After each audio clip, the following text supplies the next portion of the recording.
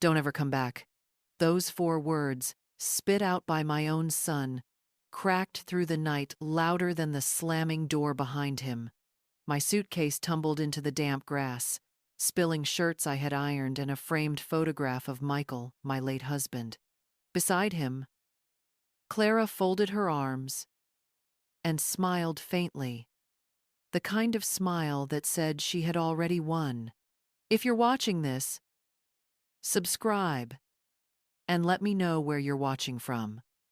Because what I'm about to share isn't just my story, it's a reminder of how quickly love can turn to betrayal and how silence can carry more power than shouting. My name is Diana Whitmore. I am 58 years old, a retired schoolteacher, a widow, and until that night, a mother who believed sacrifice would be enough to secure love. For years, I lived for Ethan, my only son. Every dollar, from my modest salary, was stretched for him. Every night, I sat under a dim lamp, marking papers, while bills piled higher than the roof I could barely patch. My own dreams were folded away like the clothes I never bought, so that he could attend college, so that he would never taste the hunger I had known. This house, my house, was supposed to be his refuge.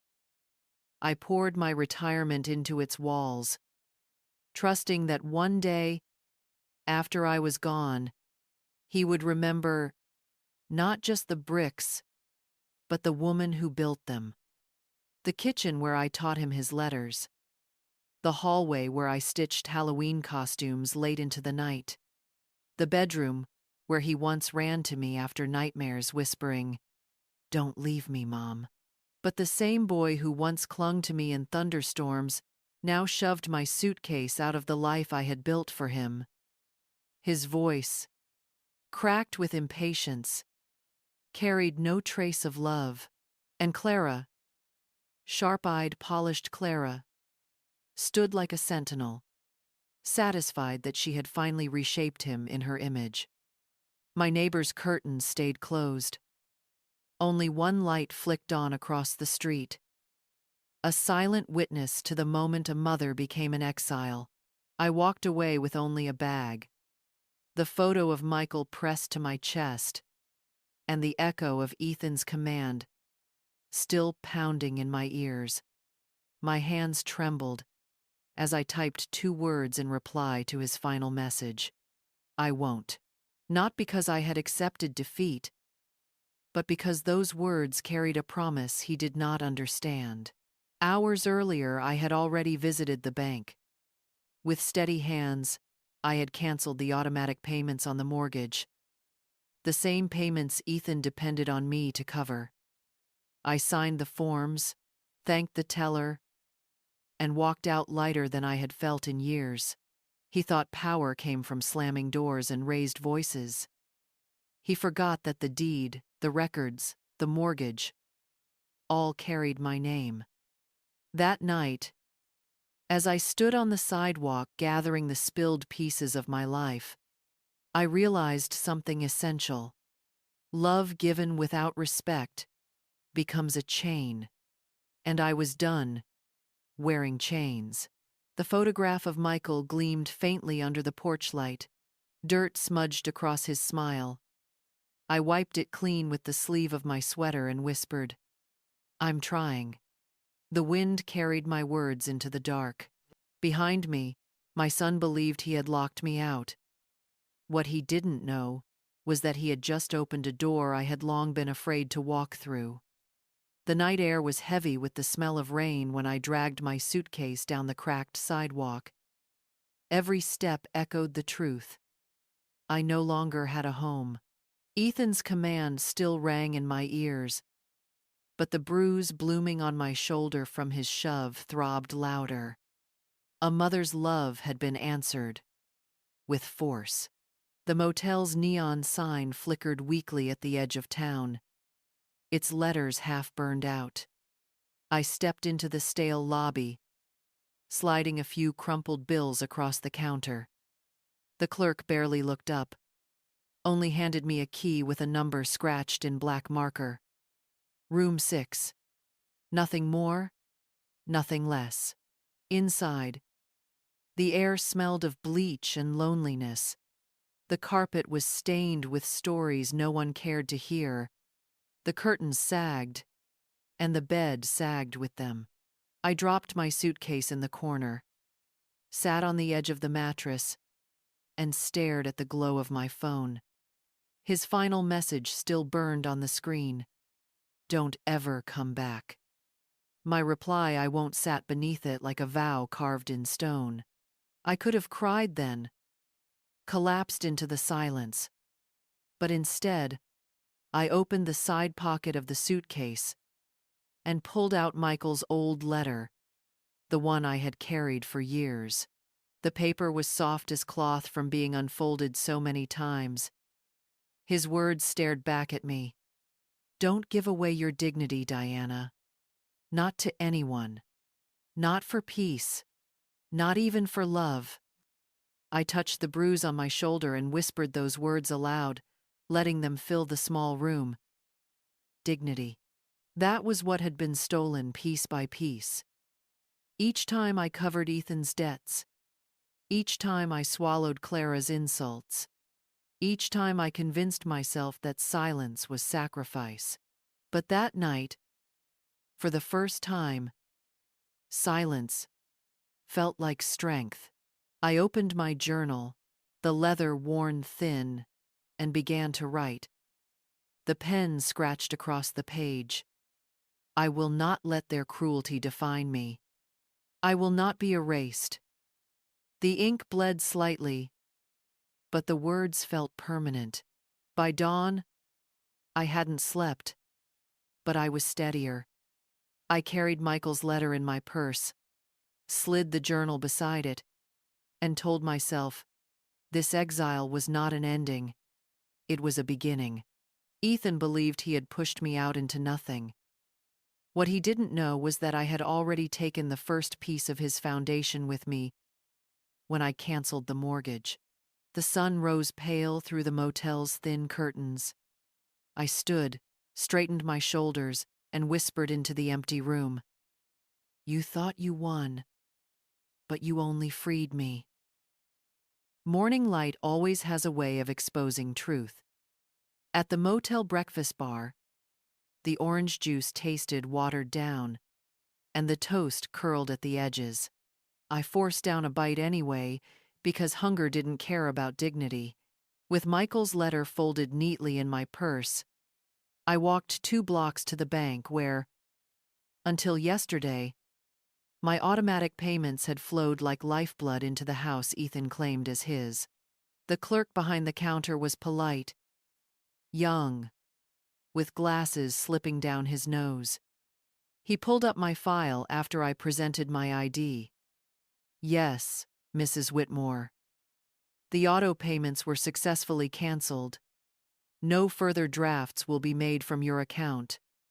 His voice was flat, routine, but when he scrolled further, his eyebrows drew together.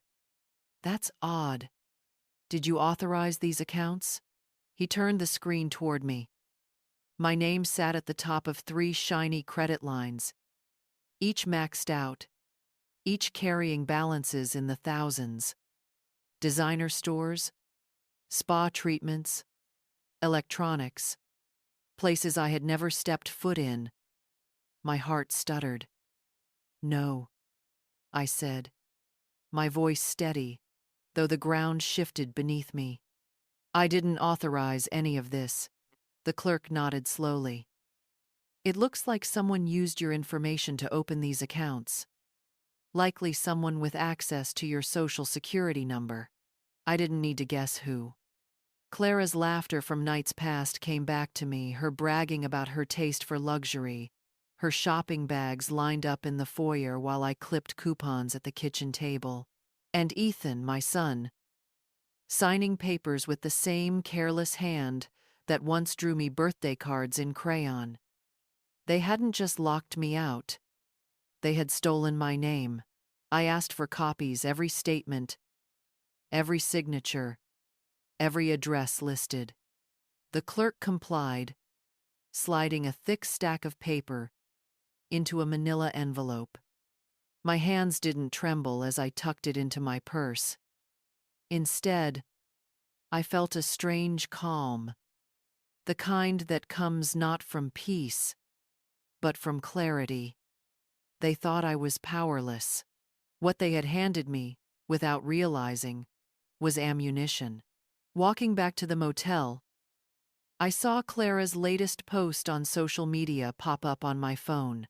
A picture of her in the living room, holding a glass of champagne, captioned, "Finally, our home. Fresh start." The audacity almost made me laugh. Let her celebrate. Let them both toast to their stolen victory. Because in the quiet folds of my purse, wrapped in Michael's letter and my journal, sat the documents that would unravel their entire charade. That night I pressed the envelope under my pillow like a secret weapon. The motel walls might have been thin, but my resolve had never been thicker. I didn't know it then, but the first seeds of my comeback were about to sprout. They came in the form of familiar voices I hadn't expected. Voices that reminded me not everyone was blind to the truth. Rachel called first. We hadn't spoken in years, not since she'd left the classroom to start her real estate career. Her voice was brisk, practical, the way it always had been when she was grading essays beside me in the teacher's lounge. "Diana, I saw Clara's post," she said, without preamble. "She's calling that house hers? Funny, considering the deed's still in your name." I hesitated, not sure how much to reveal, but Rachel had always been sharper than she let on. "Listen," she continued. "If you ever decide you're done letting them squat in your home, I'll list it tomorrow. The market's hot, and we could sell it for a fortune." Her certainty was a balm. While Ethan and Clara thought they had buried me under shame, Rachel spoke like the ground was still mine.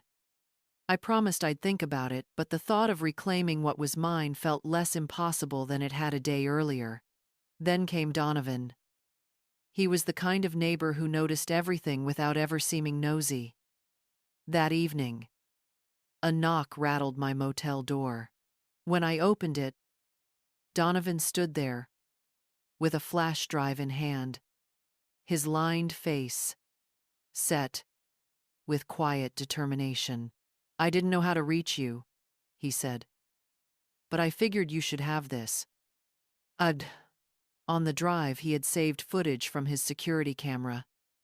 Ethan hurling my suitcase, Clara smirking from the doorway, my stumble onto the porch, clutching Michael's photograph.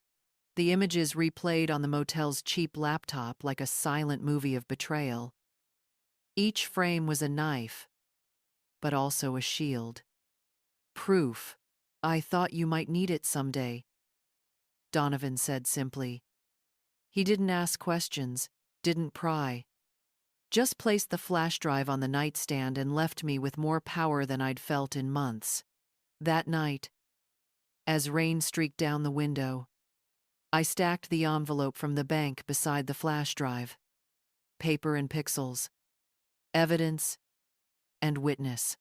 The pieces of a case were forming, not through anger but through patience. Michael's letter lay between them, as if blessing the arsenal. "Don't give away your dignity." For years I had traded dignity for family peace. But now I understood. Dignity was the only inheritance I could not afford to lose. Rachel's certainty, Donovan's quiet loyalty. They were the cracks of light, seeping into my darkness, and I vowed to follow them, wherever they might lead. The next morning, I spread everything across the motel's small table: the bank statements, the flash drive, Michael's letter, my journal. For the first time, the chaos of betrayal began to resemble order. Each page, each file, was no longer just pain. It was proof. Rachel called again. Sharper this time. Diana, you need to be ready. People like Clara don't stop at pushing you out. They'll come for the paperwork next, fake signatures, forged documents, anything to get their claws deeper. Her words proved prophetic. Later that afternoon, an envelope arrived at the motel. My name was scrawled across the front, the handwriting unfamiliar, but pretending to be mine. Inside was a transfer of ownership form, already filled, my signature clumsy at the bottom. A cheap forgery, but dangerous if left unchallenged. I sat frozen for a moment, then pulled Michael's letter from my purse and laid it beside the forgery. His neat cursive, written decades ago, stood in stark contrast to the shaky scrawl. The difference was obvious. And yet, without preparation, a judge could be fooled. That was when Donovan returned. He stepped into the motel room without ceremony, carrying another folder. I filed a witness statement, he explained. Had it notarized this morning. It confirms what I saw that night, Ethan shoving you, Clara locking the door. The pages were stamped with an official seal, the ink fresh. Donovan's steady presence gave me strength. They think you're alone, he said. But you're not.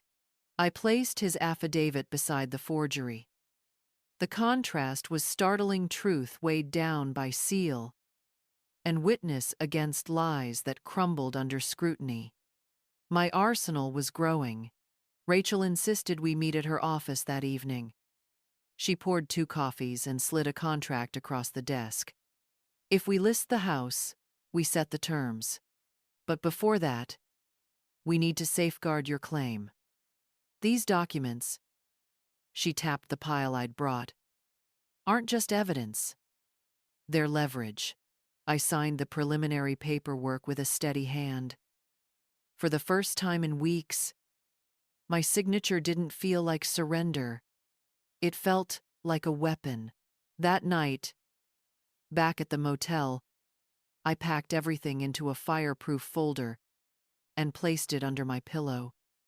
The room still smelled of bleach and stale air, but something inside me had shifted. I wasn't merely surviving anymore. I was preparing. As I switched off the light, I whispered into the darkness. You wanted war, Clara. You've got one. Only this time, I'm armed with more than love. I'm armed with the truth. The courthouse smelled of polished wood and nervous sweat. I clutched the fireproof folder like a shield as I stepped inside, my heels echoing against the marble floor. Rachel walked beside me, her tone brisk. Stay calm, Diana. Let the evidence speak. People like Clara unravel when forced into the light. Across the aisle, Ethan and Clara sat with her parents. Clara wore a blazer, a shade too sharp, her smile rehearsed for pity. Ethan avoided my gaze, staring instead at the stack of papers their lawyer had arranged on the table. He looked like a boy caught copying during an exam, terrified of the moment the teacher called his name. When the hearing began, their lawyer presented the forged transfer document as if it were gospel. See, Your Honor, he declared. Mrs. Whitmore signed her property over to her son. She agreed to vacate. This case is nothing but regret, masquerading as dispute. I didn't flinch. Rachel slid the affidavit from Donovan across the judge's bench, followed by the manila envelope of statements from the bank. Then, with deliberate calm, I unfolded Michael's old letter, the one that carried his handwriting, his unmistakable signature. Your Honor, Rachel said, compare this authentic handwriting with the alleged signature on their document. Notice the slope, the spacing, the pressure. One belongs to a teacher who wrote on blackboards for 30 years. The other? A crude imitation. The judge leaned forward, eyes narrowing. He requested a handwriting specialist review the samples. Clara's composure cracked for the first time. A bead of sweat slid past her perfect foundation. Then came Donovan. His voice was steady, recounting every detail of that night. Ethan pushing me, Clara closing the door, the suitcase tumbling into the grass. He placed the flash drive on the table. It's all here, he said. The screen lit up with the silent video, each frame cutting deeper than words. Ethan sank lower in his chair, shame written across his face. Clara whispered furiously in his ear, but the damage was done.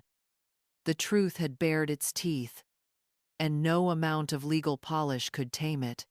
When the judge called a recess, Clara stormed out, her heels striking the hallway like gunshots. Ethan followed, shoulders slumped, no longer the son who threw me out, but a man cornered by his own lies. I sat quietly, folding Michael's letter back into my purse. For the first time since that night on the porch, I felt the scales tilt. This wasn't the end. It was the opening act. The recess stretched longer than expected. I sat in the wooden pew, the hum of fluorescent lights above me, my hands folded neatly in my lap, my heart beat steady, not from fear, but from a quiet certainty that the tide was shifting.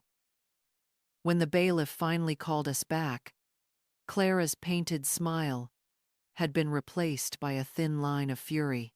Ethan looked 10 years older, his eyes fixed on the floor. The judge began firmly. We have reviewed preliminary handwriting analysis, and the alleged transfer document cannot be authenticated. Until further examination, it carries no weight in this court. Rachel's hand squeezed mine under the table. Clara's lawyer scrambled, shifting to a new angle. Even without that document, Your Honor, it is clear Mrs. Whitmore intended to leave the home to her son. She has no financial ability to maintain it herself. Rachel rose smoothly. On the contrary, Mrs. Whitmore has single-handedly carried the mortgage for years. She canceled the payments only when physically forced out. I present proof of each draft and its cancellation. She laid the bank receipts in a clean row. Her son has contributed nothing. In fact, she gestured toward the statements.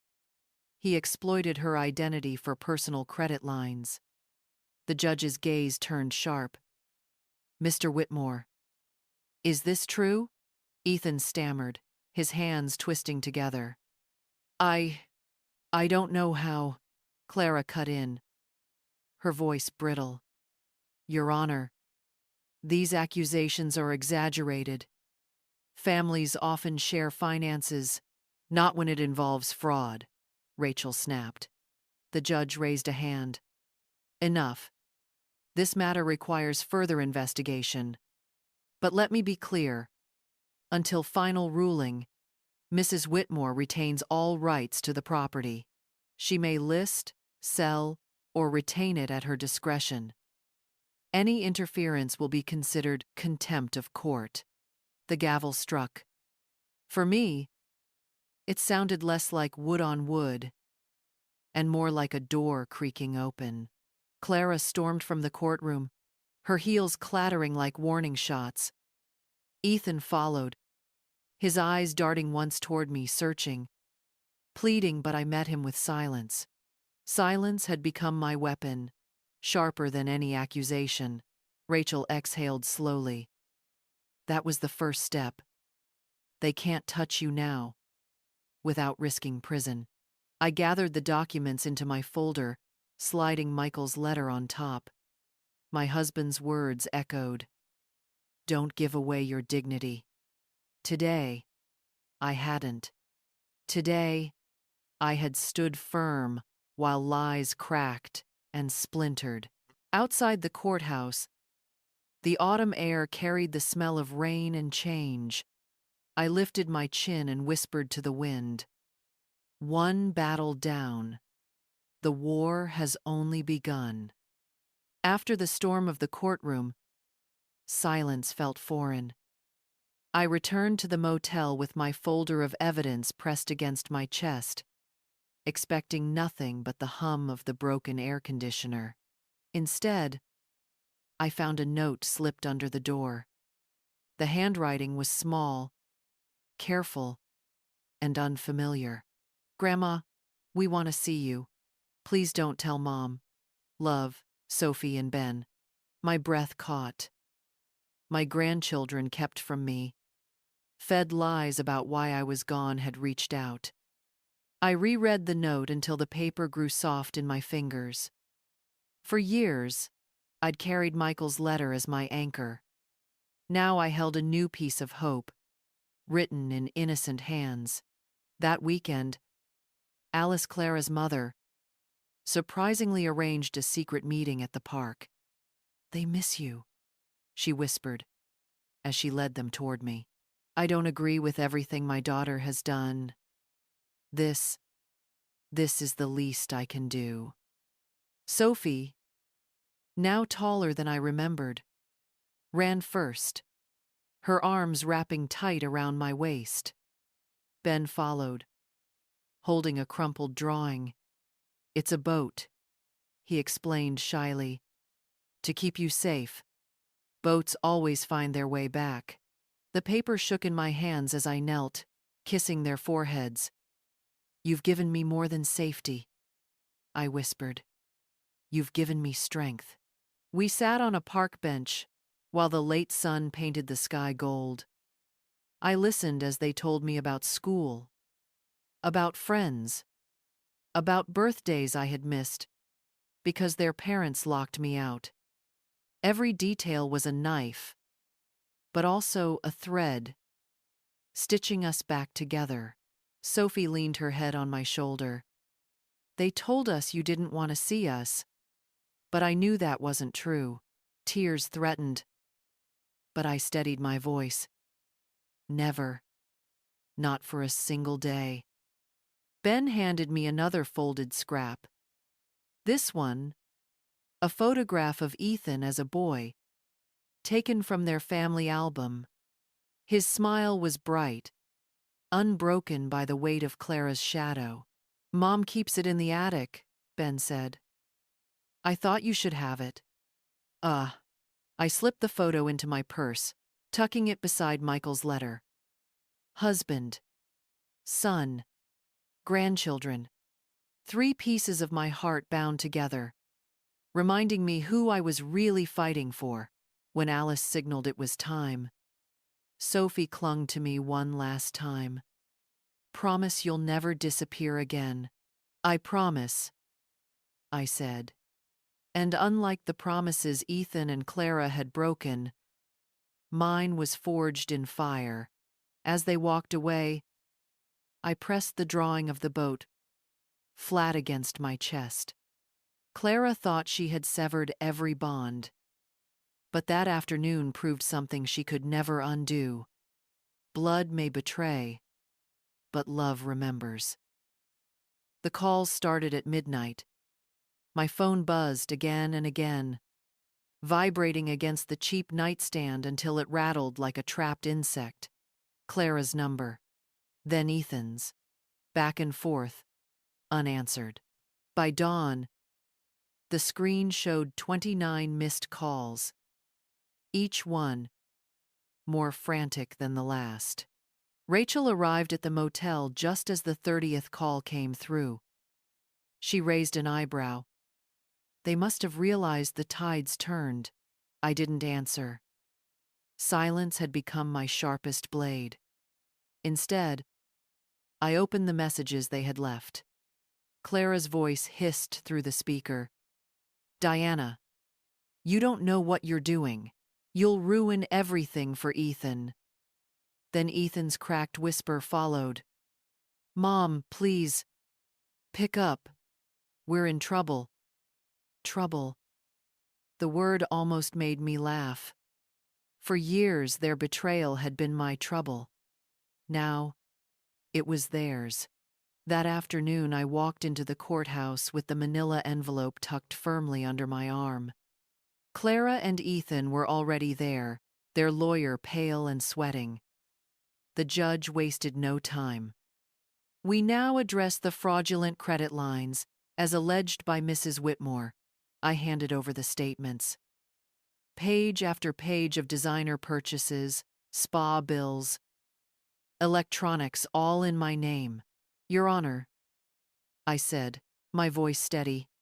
I never opened these accounts, but my daughter-in-law flaunted the very items bought with them, online, under her own name. The judge's gaze cut to Clara. She flushed crimson, her mask slipping at last. Those were gifts, she snapped. Rachel rose smoothly. Gifts? Purchased with stolen identity? That's not generosity, it's fraud. Ethan buried his face in his hands. For the first time, Clara turned on him in open court. This is your fault. You told me your mother would never fight back. The courtroom buzzed, whispers rippling through the gallery. The judge raised his gavel. Enough. This matter will be referred for criminal investigation. Until then, Mrs. Whitmore has sole authority over the property and financial accounts in question. The gavel fell, and with it, the last illusion of their control shattered. Clara's eyes shot daggers at me, but I sat perfectly still.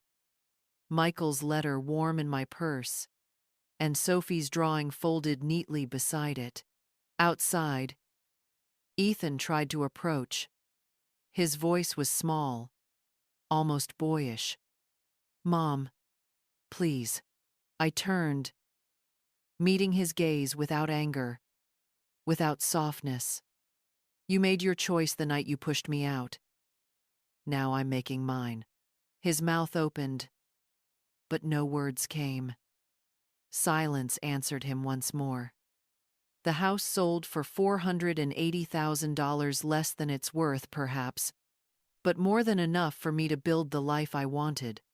Rachel handled the papers with brisk efficiency, while I signed with a calm hand. When the ink dried, I did not feel loss. I felt release. With the check deposited, I packed my suitcase one final time. The same scuffed case that had once been hurled onto the porch as if it carried nothing of value. This time I filled it with chosen things. Michael's letter, Sophie's boat drawing, Ben's photograph of Ethan as a boy, my journal thick with entries of strength. No clutter, no chains, only what mattered. I left the motel and drove to a small cottage Michael and I had once dreamed of retiring to, tucked on the edge of a quiet lake. The roof sagged, the paint peeled, but when I opened the door, I knew I was home. Here, no one could shove me out. Here, my dignity filled the rooms.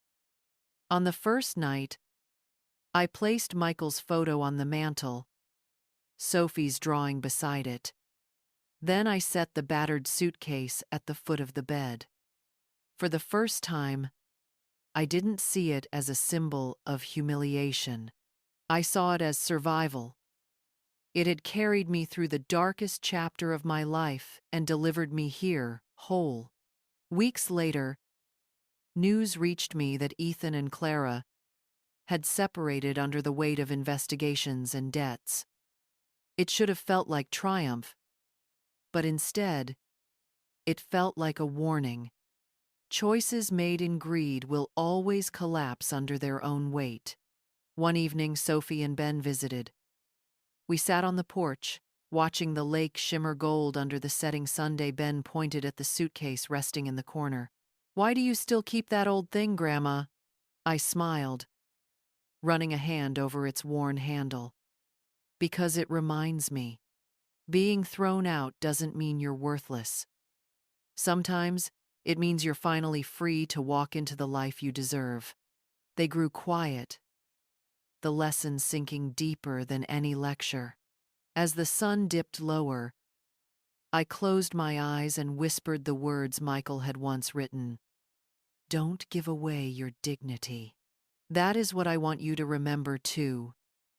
Homes, money, even family ties can be stolen or broken. But dignity, your sense of self, your refusal to bow to cruelty, that is the inheritance no one can take from you. The suitcase was the same, but I wasn't. This time, I was the one closing the door.